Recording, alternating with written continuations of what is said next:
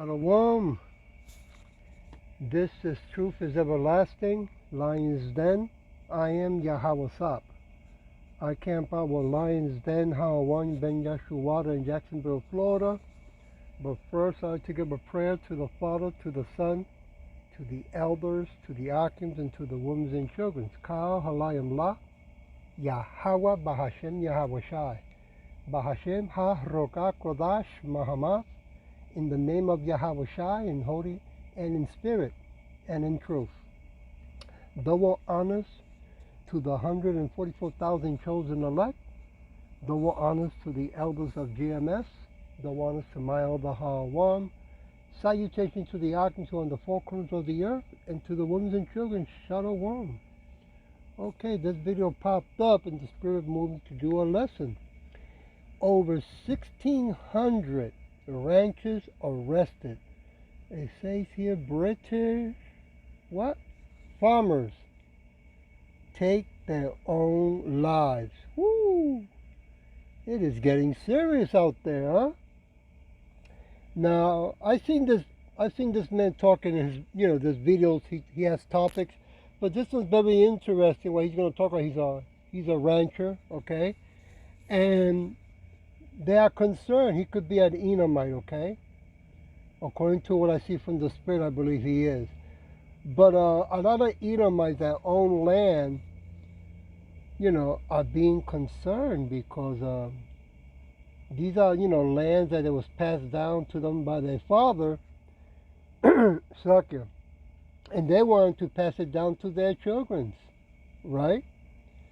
But again, they're standing on stolen land. It was only a matter of time, right, where Yahweh Bashem Yahweh Shai is going to be moving the chessboard, right? Moving furniture, as my Akim Bishop Kanak says. The title of this lesson, When the Righteous Are in Authority, the People Rejoice. Let's now play a little bit of this. Here we go. Welcome back to As a Man Thinketh on Authoritie TV. When I first saw the headline, over 1,600 ranchers incarcerated, I thought the same thing you did. That can't possibly be correct, but it is. Over 1,600 ranchers in Cuba have been arrested and charged and sentenced to up to 15 years for selling meat directly to the consumer. This is absolutely outrageous. The problem with Cuba is that socialism has gone to an extreme. We call it communism. Everything belongs to the government. At least the government believes everything belongs to the government. And so therefore, if you are a rancher in Cuba, you have to sell your meat through the government. You cannot sell it directly to a consumer. Selling it directly to the consumer is considered selling it on the black market, and you should be imprisoned for it. But Cuba has completely destroyed their agricultural sector, and they do not have the funds to rebuild it. They've destroyed their agricultural sector because of communism, communal ownership. There's always a queen bee. I don't care what you guys think when it comes to socialism. It always ends up leading to communism. I don't think people realize how close we came in the United States to seeing some of the same results that we're seeing in countries like Cuba. I think I was, 22 when I started that work. I learned that with the swipe of my pen, I could charge someone with the lowest level offense. And because of the swipe of my pen, that person could be arrested. They could sit in jail for at least 48 hours. They could lose time from work, and their family maybe lose their job. They'd have to come out of their own pocket to help hire a lawyer. They'd lose standing in their community. All because of the swipe of my pen. Weeks later, I could dismiss the charges, but their life would forever be changed. So I learned at a very young age the power. And while there's a bit of relief right now, I don't think that one man can stop what is going on. But this is really important, this 2030 agenda. When they adopted this in 2015, the head of the UN General Assembly, this guy here, Peter Thomas, he said the 2030 agenda was the master plan for humanity. I imagine God had a really good chuckle about that. Right? Keep planning, see what happens. So that's their master plan for humanity.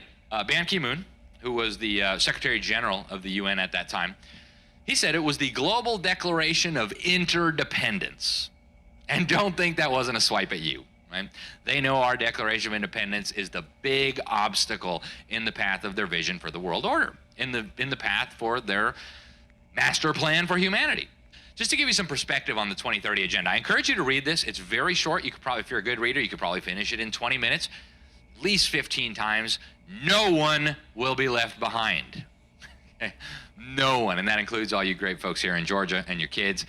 Goal number 10, these are direct quotes. We got to reduce inequality within and among countries. So to do that, they say, it's only possible if wealth is shared, which means we're going to take your stuff and income inequality is addressed. And notice it's not just within countries anymore. It's not enough that they're just going to take your money to Washington, D.C. and then redistribute it to their friends, their cronies, their bankers, etc. Now it's got to be among countries. So now they're going to loot the American middle class, at least what's left of it, and give it to the kleptocrats who've impoverished and kept in poverty the third world. And this is right in the text of their agreement. Right? So wealth redistribution within countries, that's national socialism. That's not enough anymore. We now need international socialism. Studies show that men over 40 who don't fail in bed do a 15-second salt trick before going to sleep. International socialism. Straight from the text. They said they commit, every government on the planet agreed to this, we commit to making fundamental changes in the way that our societies produce and consume goods and services. And how do you suppose they're going to make changes to the way we produce and consume goods and services? Well, there's only one way to do it, the force of government, right? And that is exactly what they mean. Very much like Karl Marx said, the government should control the means of production, and then they'll control the allocation of the goods and services that result from the means of production that they control. They tried that in the Soviet Union. They tried that in China. They tried that in Vietnam. They're trying it right now in Cuba and Venezuela. Anybody thinks it's a good idea, I'll fly you to Cuba, come back in 6 months, tell us how it went. This is a really bad idea. Okay, we've seen this movie before over and over and over again. It always ends the same way. Concentration camps, gulags, starvation, shortages of basic goods, and an elite at the top that runs every aspect of your life. It's a really bad idea. Now, if you're thinking what happened in Cuba was by mistake, you are mistaken. It is exactly what they wanted to have happen. The outcome of this communist regime is part of a much larger plan. They want to completely destroy the possibility of any concept of private land ownership.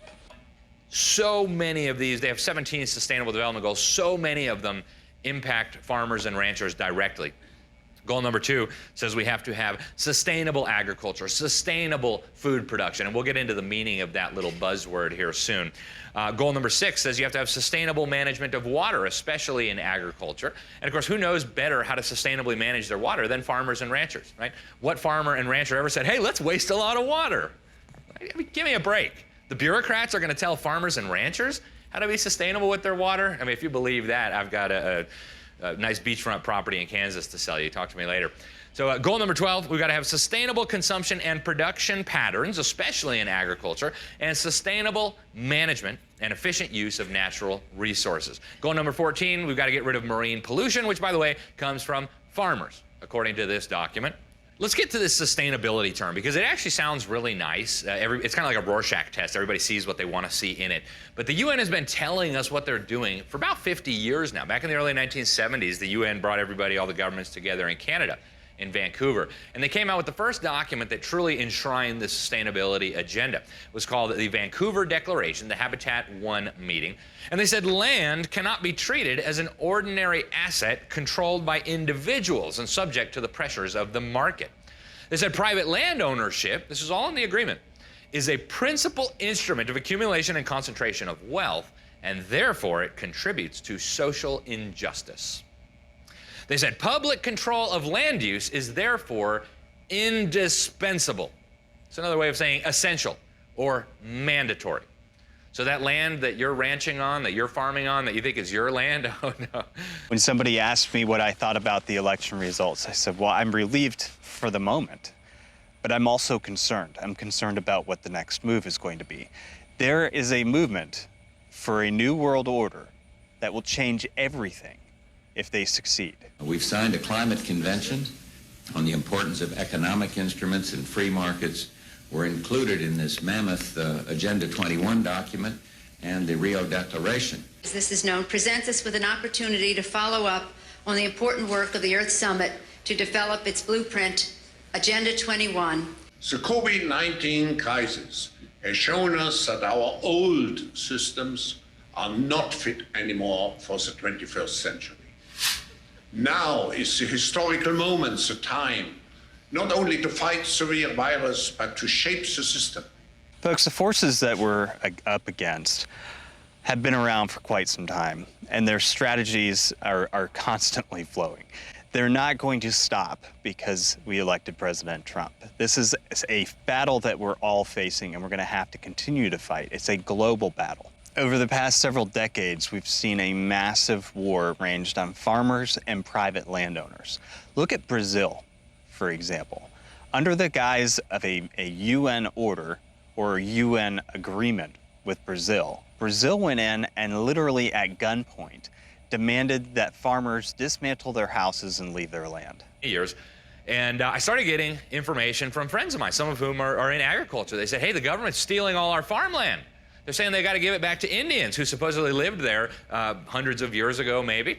And this was really an incredible thing. You have this Indian agency called FUNAI, and they were wiping whole towns off the map. They were actually sending police and military forces in there, some of them wearing UN costumes, and forcing these farmers to dismantle their houses at gunpoint so they could be herded into the cities. I've got a lot of videos of this from the news down there. It's all in Portuguese. You didn't hear a word about this in the fake media in America, but here they are. They're literally wiping these towns off the map, seizing millions of acres of the best agricultural lands in the world under the guise of giving it. See here, they're having to destroy their own houses. It is absolutely atrocious. This was 2013. China. China is the UN's largest army. Think about that one for a second. China relocated 250 million people, or they're in the process of relocating 250 million people into cities.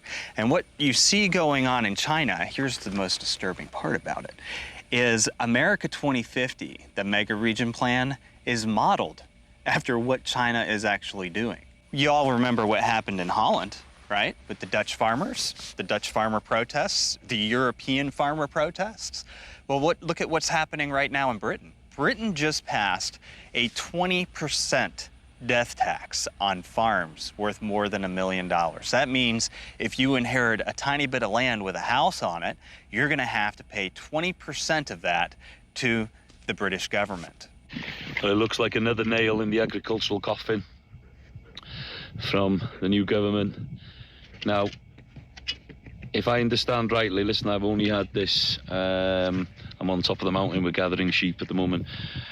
So it's 20% inheritance tax on anything over $1 million.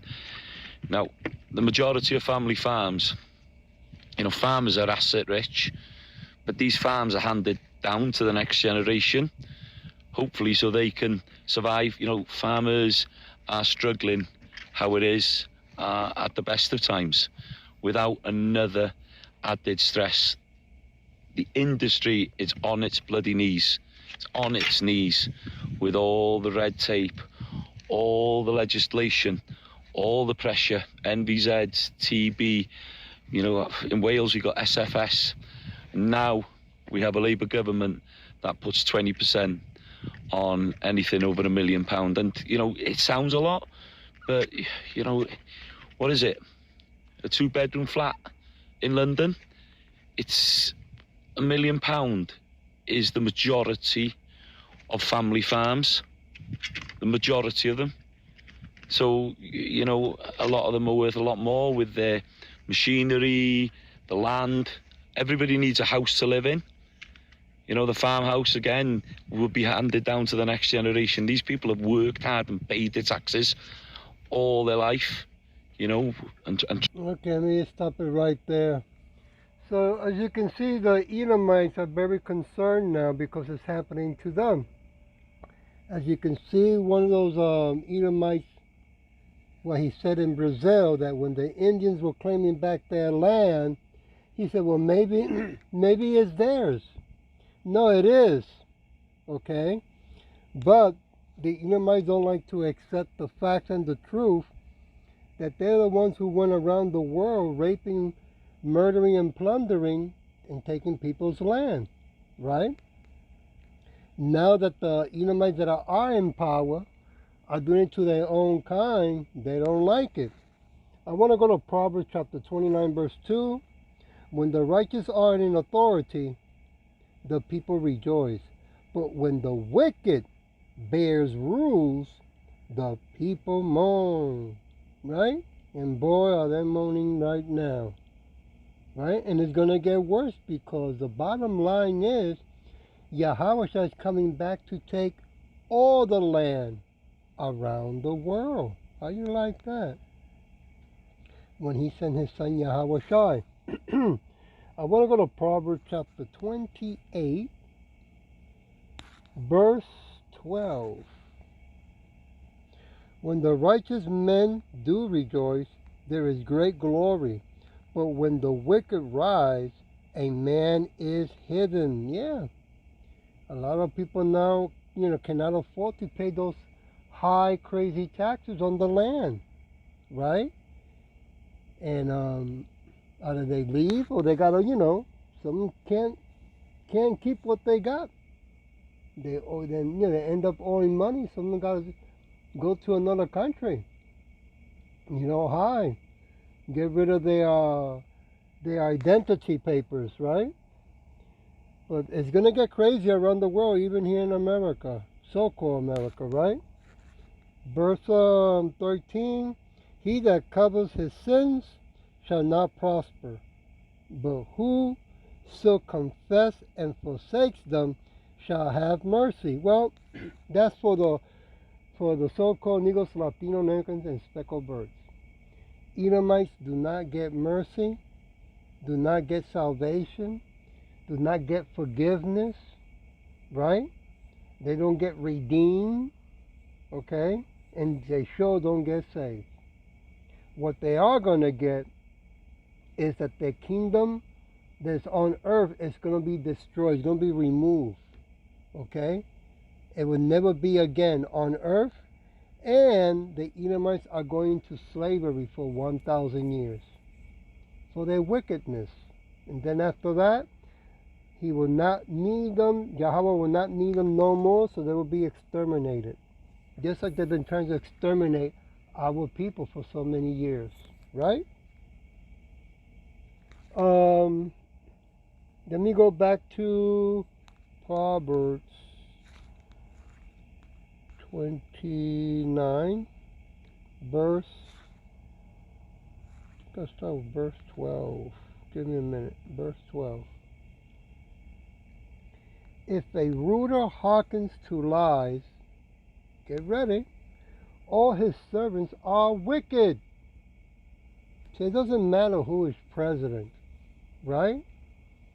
They all say what you want to hear, but after they are in the, White House, they have to listen to the banksters, what they tell them, right?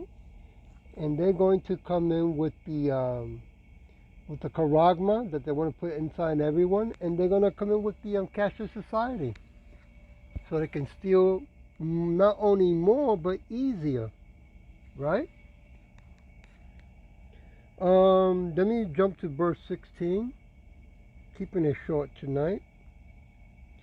And when the wicked are multiplied, transgression increases. Boy, is that true or what?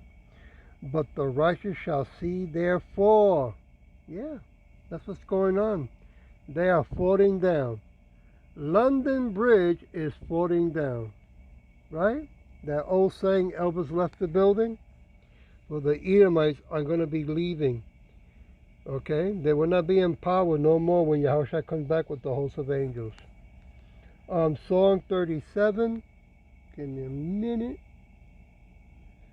37, chapter 37, verse 34. Wait on Yahweh and keep his ways, and he shall exhort thee to inherit the land. Woo! When the wicked are cut off, thou shalt see it. Yeah, we are seeing it right now before our own eyes. The whole world's seeing it. Right? They thought that they can keep on, passing on the land to their children's children, the Edomites, and forgot that they are standing on stolen land. Okay? I want to go to Psalm chapter 27, verse 14. Wait on Yahweh, be of good courage, and he shall what? Strengthen thy heart, thy mind. Wait, I say, on Yahweh. Why we wait on the Father? Because he's the one that's going to tell the Son, our King, Yahweh Shai, when it's time to come back and remove this wicked kingdom from the face of the earth. See how beautiful the scripture talks about righteousness and wickedness, the truth. I want to go to Isaiah chapter 25. Give me a minute. Let's just keep it on verse 9. And it shall be said in that day, lo, this is our power. We have waited for him. Woo! Right? Waiting for Yahweh Shai. And he will save us. This is Yahweh Shai. We have waited for him. We will be glad and rejoice in his salvation. You see? So we're going to be seeing more Edomites crying on YouTube, right? Whining and complaining how they're losing this and losing that. How it's not fair, right? How they pay so much money for so many years on taxes, right? How they obey Jesus, right? Their God, not ours, okay? And they don't understand why this is happening. I'm going to leave it with a song, chapter 37.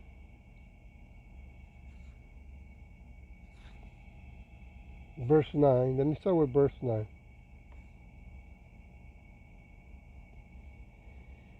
For evildoers shall be cut off, but those that wait upon Yahweh Shai, they shall inherit the earth. Woo! Oh, I bet didn't see that coming. Verse 10. For yea, a little while, and the wicked shall be,